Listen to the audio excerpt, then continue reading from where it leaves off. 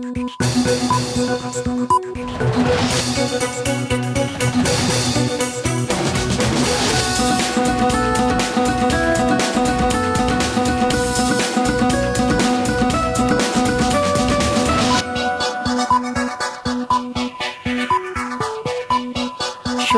সবাইকে স্বাগত রাতের মাছরাঙা সংবাদের সঙ্গে আছি আমি ইবতিসাম নাসিম। শুরুতেই গার্ডিয়ান লাইফ ইন্স্যুরেন্স সংবাদ শিরোনাম।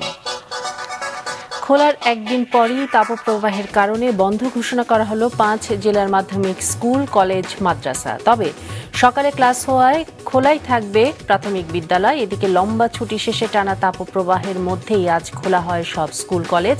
স্বাস্থ্য ঝুঁকির কথা ভেবে ক্লাসের সময় আরও কমানোর দাবি জানিয়েছেন অনেক অভিভাবক। এদিকে দেশের অধিকাংশ এলাকার উপর দিয়ে অব্যাহত রয়েছে তাপপ্রবাহ। টানা চতুর্থ দফায় ফের দেশ জুড়ে হিট অ্যালার্ট আরও 3 দিন বাড়িয়েছে আবহাওয়া অধিদপ্তর। তীব্র গরমে স্থবির হয়ে পড়েছে অনেক এলাকার জনজীবন। হাসপাতালে বাড়ছেই রোগী, নষ্ট হচ্ছে জমির ফসল, মারা যাচ্ছে খামারের মুরগি। এবং 10 মাসের প্রকল্প গড়িয়েছে 6.5 বছরে, খরচ বেড়েছে দ্বিগুণ। তারপরও এখনো পর্যন্ত কাজ হয়েছে 60%। এমন বাস্তবতা ওসমানী উদ্যানে গোসা নিবারণী পার্ক তৈরির প্রকল্পে। পুরোপুরি ঘিরে রাখায় পার্কটিতে ঢুকতে পারছে না জনসাধারণ। তবে যে কোনো মূল্যে জুনে পার্কটি খুলে দিতে চায় কর্তৃপক্ষ।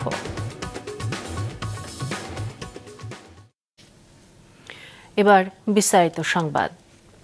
চলমান তাপপ্রবাহের কারণে ঢাকা, খুলনা, যশোর, চুয়াডাঙ্গা ও রাজশাহী জেলার সব মাধ্যমিক স্কুল, কলেজ, মাদ্রাসা ও কারিগরি শিক্ষা প্রতিষ্ঠান কাল বন্ধ থাকবে। তবে সকালে ক্লাস হওয়ায় খোলাই থাকবে প্রাথমিক বিদ্যালয়। রাতে এই ঘোষণা দেওয়া হয়। এর আগে লম্বা ছুটি শেষে তীব্র তাপপ্রবাহের মধ্যেই খোলা হয় দেশের শিক্ষা প্রতিষ্ঠান। হাসনাইন তানভীরের রিপোর্ট।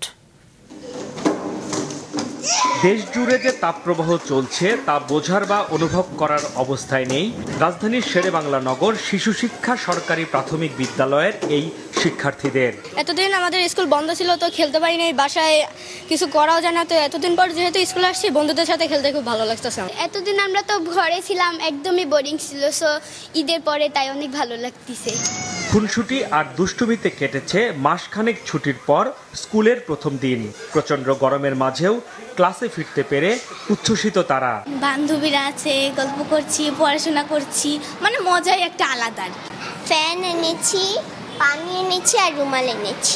বাসায় থাকতে ভালো লাগতো না, এই জন্য স্কুলে বেশি মজা হয়। অনেক কষ্ট হয়েছে যে গরম, এর মধ্যে বের হওয়া যাবে না ছাতা ছাড়া। ছাতা আনিনি, ভুলে গেছি। ভ্যানে আসতে একটু গরম লাগে, কিন্তু যখন বাতাসটা আসে তখন একটু আরাম লাগে। গরমের মধ্যে অতটা প্রবলেম হইতেছে না, বাট একটু ঘামায় যেতেছে আর কি। রোজা ও ঈদের ছুটি শেষে স্কুল, কলেজ খোলার কথা ছিল 21শে এপ্রিল, কিন্তু তীব্র তাপপ্রবাহের কারণে ছুটি বাড়িয়ে করা হয় 27শে এপ্রিল পর্যন্ত। সরকারি নির্দেশনা অনুযায়ী প্রাইমারিতে সকালের শিফটে ক্লাস হয় সকাল 8টা থেকে 9:30 পর্যন্ত এবং দ্বিতীয় শিফট চলে 10:45 থেকে 11:30 পর্যন্ত। বন্ধ রয়েছে প্রাক প্রাথমিকের ক্লাস, গরমের কারণে হয়নি অ্যাসেম্বলি। মাধ্যমিক পর্যায়ে ক্লাস হয়েছে স্কুলগুলোতে আগের নিয়মেই। তীব্র গরমেও ক্লাস শুরুর বিষয়টিকে ইতিবাচক হিসেবে দেখছেন বেশিরভাগ অভিভাবক। আর বিশেষ সতর্কতা নিয়েছে অনেক স্কুল, কলেজ। মেয়ে তো খুব খুশি, আগে আগে উঠে গেছে ঘুম থেকে, ওটা নিজে নিজে রেডি হয়ে গেছে, সেজন্য আসতে হলো। কিছু খাবার খাওয়াই দিলাম, আবার দিয়েও দিছি, আবার পানিও দিয়ে দিছি। গার্ডিয়ানদের জন্য নির্দেশনা যে আপনারা বাচ্চার জন্য পর্যাপ্ত খাবার পানীয়, বিশুদ্ধ খাবার পানীয় সরবরাহ করবেন। 70 to 75% বা শিক্ষার্থীর উপস্থিতি আজকে আছে। গরমে শিশুদের সুরক্ষায় শিক্ষা প্রতিষ্ঠানগুলোতে পর্যাপ্ত পরিমাণ সুপেয় পানি, স্যালাইন ও প্রাথমিক চিকিৎসার ব্যবস্থা রাখার আহ্বান জানিয়েছেন অভিভাবকরা। হাসনাইন তানভীর, মাছরাঙা সংবাদ, ঢাকা। বর্তমান তাপমাত্রা বাংলাদেশের সর্বোচ্চ তাপমাত্রা নয়। এই অবস্থায় সকল স্কুল বন্ধ রাখা যুক্তিযুক্ত নয় বলে মন্তব্য করেছেন শিক্ষামন্ত্রী মহিবুল হাসান চৌধুরী। বিকেলে জাতীয় প্রেস ক্লাবে বাংলাদেশ কলেজ বিশ্ববিদ্যালয় শিক্ষক সমিতি আয়োজিত জাতীয় শিক্ষানীতি ও নতুন কারিকুলাম বিষয়ক গোলটেবিল বৈঠকে অংশগ্রহণ শেষে সাংবাদিকদের প্রশ্নের জবাবে তিনি এ কথা বলেন। জানান, নির্দিষ্ট কোনো জেলায় যদি তাপমাত্রা ৪২ ডিগ্রির বেশি হয় তাহলে সেখানকার জন্য আলাদা নির্দেশনা রয়েছে। পাশের দেশ ভারতে এর চেয়ে বেশি তাপমাত্রায় শিক্ষা প্রতিষ্ঠান খোলা রাখার নজির রয়েছে। তাছাড়া ঢাকা শহরে তাপমাত্রা দিয়ে সারা দেশের তাপমাত্রা বিচার করা ঠিক হবে না বলেও মন্তব্য করেন তিনি। এই মুহূর্তে আমাদের আবহাওয়া অধিদপ্তরের যে পূর্বাভাস, রাজধানী ঢাকার যে তাপমাত্রা সেটার সাথে তো আমি সারা দেশের তাপমাত্রা মেলাতে পারি না। এই মুহূর্তে 40 পর্যন্ত ওঠার সম্ভাবনা আছে হচ্ছে 5টি জেলায়। বাকি সেই আমাদের 64 জেলার মধ্যে, এই আমাদের এতগুলো জেলার মধ্যে যে আপনার 5টি মাত্র জেলায় সেখানে পূর্বাভাস হচ্ছে 40-এর ঘরে পৌঁছানোর। সেক্ষেত্রে সকল বিদ্যালয় বন্ধ করে রাখাটা তো যুক্তিযুক্ত নয়। দেশের বেশিরভাগ এলাকার উপর দিয়ে বয়ে যাচ্ছে তাপপ্রবাহ। আজ দেশের সর্বোচ্চ তাপমাত্রা রেকর্ড করা হয় যশোরে ৪২.২ ডিগ্রি সেলসিয়াস। চতুর্থ দফায় আরও 3 দিনের হিট অ্যালার্ট জারি করেছে আবহাওয়া অধিদপ্তর। Desk report. যশোর ও রাজশাহীর উপর দিয়ে অতি তীব্র এবং চুয়াডাঙ্গা, পাবনা, সিরাজগঞ্জ ও কুষ্টিয়ার উপর দিয়ে বয়ে যাচ্ছে তীব্র তাপপ্রবাহ। এছাড়া দেশের বেশিরভাগ জেলার উপর দিয়ে বয়ে যাচ্ছে মৃদু থেকে মাঝারি তাপপ্রবাহ। এদিকে টানা তাপপ্রবাহের কারণে জনজীবনে নেমে এসেছে স্থবিরতা। সবচেয়ে বেশি বিপাকে পড়েছেন শ্রমজীবীরা। অতি প্রয়োজন ছাড়া রাস্তায় বের হচ্ছে না মানুষ। জনজীবনের বিপর্যয় ঘটতেছে, হিট স্ট্রোকও বেড়ে গেছে। অতিরিক্ত গরমের কারণে আমাদের কাজকর্ম সব বন্ধ হয়ে যাচ্ছে। যারাই বের হচ্ছেন সময় পেলে জিরিয়ে নিচ্ছেন গাছের ছায়ায়। তৃষ্ণা মেটাতে অনেকে ভিড় করছেন শরবতের দোকানে। ভাড়া নাই, বর্তমানে রোদের তাপে লোক বাইর হয় না, আমরা ভাড়া খাটতে পারি না। শহরে চলতে খুব সমস্যা হয়ে গেছে আমাদের কামাই রোজগার নাই, কিভাবে দিনকাল কাটবো আমরা। আগে আমরা স্কুল থেকে আসে ও খেলাধুলা করে আসে এই দিঘিতে গোসল করতাম, উপর থেকে আমরা লাফ দিতাম। আগে অনেক পানি ছিল, এখন এমন রোদ, তার কারণে সব পানি শুকাই গেছে। তাপপ্রবাহে নষ্ট হয়ে যাচ্ছে জমির ফসল। সেচ ও কীটনাশক দিয়েও কোনো লাভ হচ্ছে না। উৎপাদন খরচ ওঠানো নিয়ে দুশ্চিন্তায় চাষিরা। এই তাপমাত্রায় ফসল কিভাবে হবে? কোনো মাঠে চাষ করাও গায়ে বেঁধে যাচ্ছে, মাঠে দাঁড়াইতে যাচ্ছে না। খরার জন্যই ধানে ঘন ঘন সেচ দিতে হচ্ছে, তো সেচের ইয়েতে চিটে পড়ে যাওয়ার সম্ভাবনা বেশি। তীব্র তাপপ্রবাহের প্রভাব পড়েছে বিভিন্ন মুরগির খামারে। হিট স্ট্রোকে মারা যাচ্ছে মুরগি। ওষুধ প্রয়োগ করেও কোনো লাভ হচ্ছে না। ডিমের উৎপাদন নেমে এসেছে অর্ধেকে। দৈনিক খরচ জোগাতে হিমশিম খাচ্ছেন খামারিরা। মুরগি গরমে মরতেছে, তারপর ডিম উৎপাদন কম। আগে 3 বার পানি দিতাম, এখন 5-6 বার পানি দিচ্ছে, তারপরেও মুরগি মরতেছে। অনেক মুরগি স্টক করে মারা যাচ্ছে, মুরগি খাচ্ছে না। এখন বর্তমানে যে পরিস্থিতি দেখতেছেন, এখানে অনেক টাকা আমাদের লস। বিভিন্ন হাসপাতালে বেড়েছে ডায়রিয়া সহ গরমজনিত রোগীর সংখ্যা। বেডে জায়গা না পেয়ে মেঝে ও বারান্দায় বসে চিকিৎসা নিচ্ছেন অনেকে।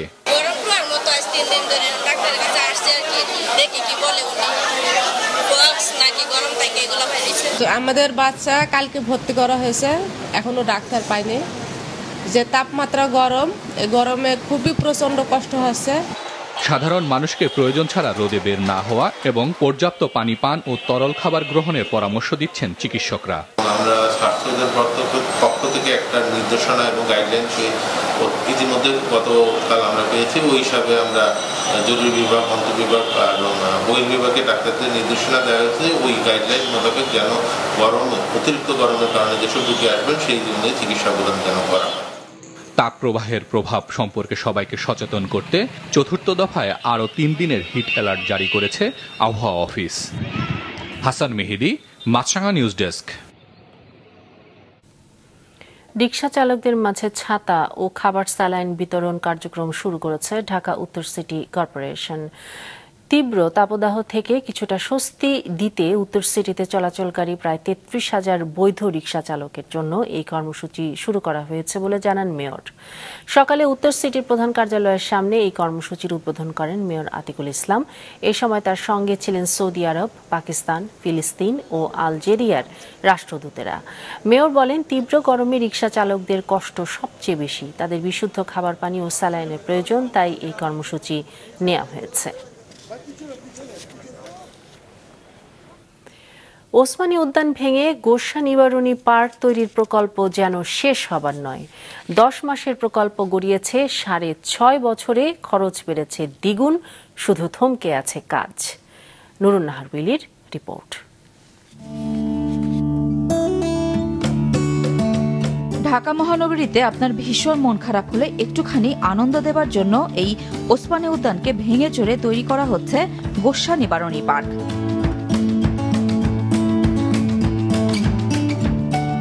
কথা ছিল 2018 সালের নভেম্বর থেকে গুলিস্তানের এই পার্কে কৃত্রিম বালুর দ্বীপ কিংবা লেকের পারে সময় কাটাবে মন খারাপ ঢাকার মানুষেরা। ইচ্ছে হলে শতবর্ষী বিরল সব গাছের নিচে পাশাপাশি হাঁটবেন কিংবা অডিটোরিয়ামে ঢুকে জানবেন তিলোত্তমা এই নগরীর 400 বছরের ইতিহাস।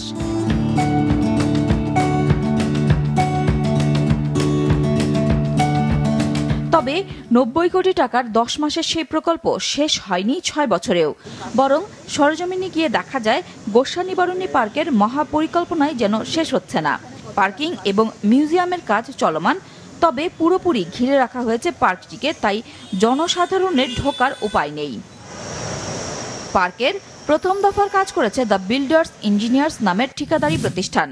তবে সময় মতো কাজ শেষ না করতে পারায় তাদের কার্যাদেশ বাতিল করা হয় 2022 সালে। যদিও তারা কাজ বাবদ তুলে নিয়েছে 54 কোটি টাকা, তবে কাজ শেষ করতে না পারায় প্রতিষ্ঠানটিকে জরিমানা গুনতে হয়েছে প্রায় 7 কোটি টাকা। 5 বছর অপেক্ষার পর ঢাকা দক্ষিণ সিটি কর্পোরেশন কর্তৃপক্ষ এখন চলতি বছরেই পার্কের নির্মাণ কাজ শেষ করতে চায় যে কোনো মূল্যে। তাই অসমাপ্ত কাজ শেষ করতে নতুন করে কাজ দেওয়া হয়েছে 2টি ঠিকাদারি প্রতিষ্ঠানকে। বাদ দেওয়া হয়েছে আগের পরিকল্পনার অনেক কিছুই। তারপরেও 90 কোটি টাকার সেই কাজের বরাদ্দ বেড়ে এখন হয়েছে দ্বিগুণেরও বেশি।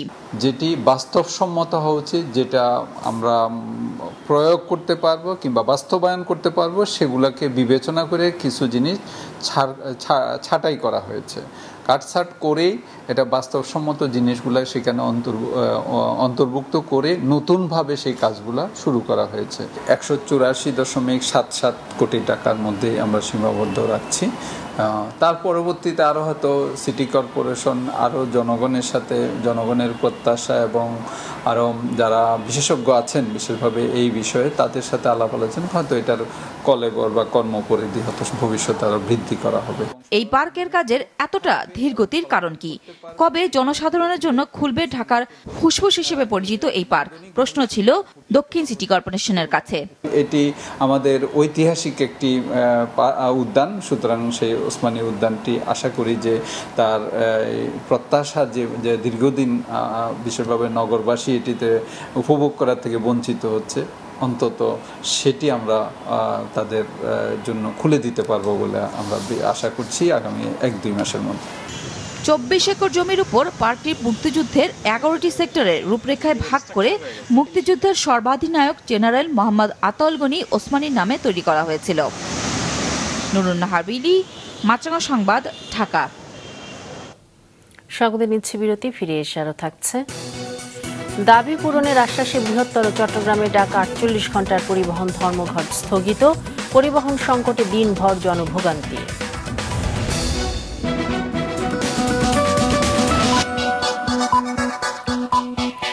আবার আমন্ত্রণ রাতের মাছরাঙা সংবাদে।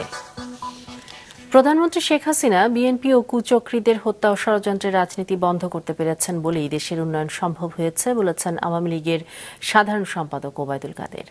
বঙ্গবন্ধু শেখ মুজিবুর রহমানের পুত্র বীর মুক্তিযোদ্ধা শহীদ শেখ জামালের 71তম জন্মদিনে সকালে বনানী কবরস্থানে তার সমাধিতে আওয়ামী লীগের পক্ষ থেকে ফুল দিয়ে শ্রদ্ধা জানান ওবায়দুল কাদের। এ সময় তিনি বলেন, পাকিস্তানের শাহবাজ শরীফ বাংলাদেশের উন্নয়নের প্রশংসা করে, আর বিএনপি চোখে কালো চশমা পরে থাকে, উন্নয়ন দেখে না। গত নির্বাচনে বিদেশি শক্তির কোনো চাপ সরকার অনুভব করেনি বলেও মন্তব্য করেন তিনি। আগের চেয়ে অনেকটাই ভালো আছে জোড়া মাথা আলাদা করা 2 শিশু রাবেয়া, রোকেয়া। চিকিৎসকদের ধারণার চেয়ে উন্নতি হয়েছে তাদের। মাহমুদ কমলের রিপোর্ট।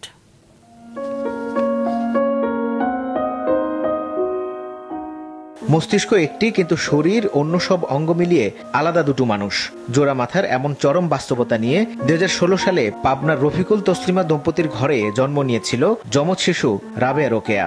প্রধানমন্ত্রীর নির্দেশে 2019 সালে বিশাল এক টিমের সম্মিলিত চেষ্টায় ছোট বড় 48টি অস্ত্রোপচারে সফলভাবে আলাদা করা হয় তাদের। দেশের চিকিৎসা সেবায় তৈরি হয় ইতিহাস, যা বাংলাদেশে প্রথম আর বিশ্বে 17তম ঘটনা।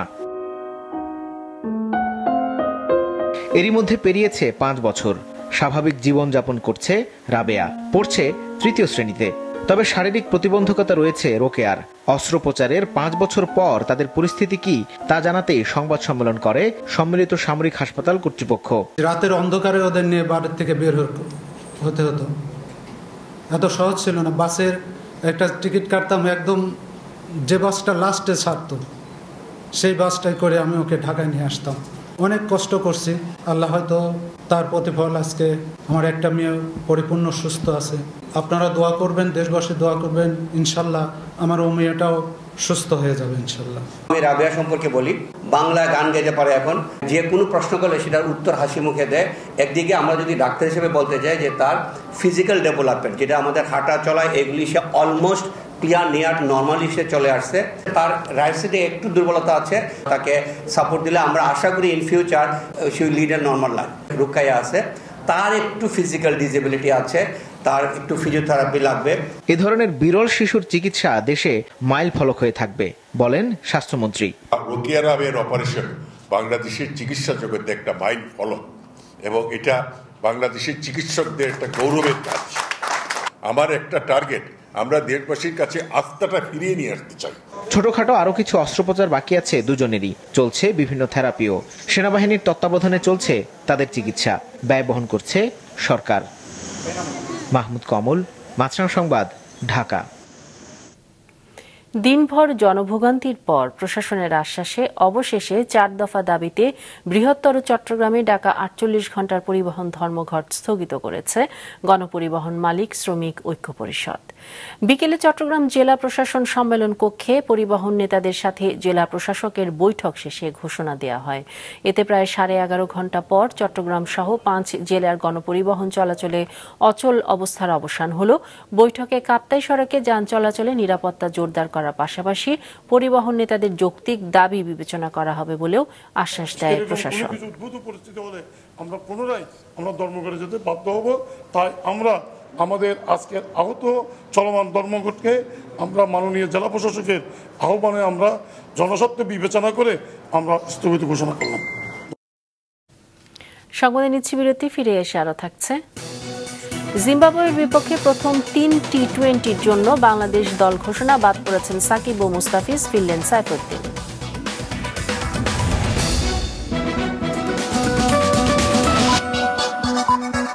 আবার আমন্ত্রণ রাতের মাছরাঙা সংবাদে।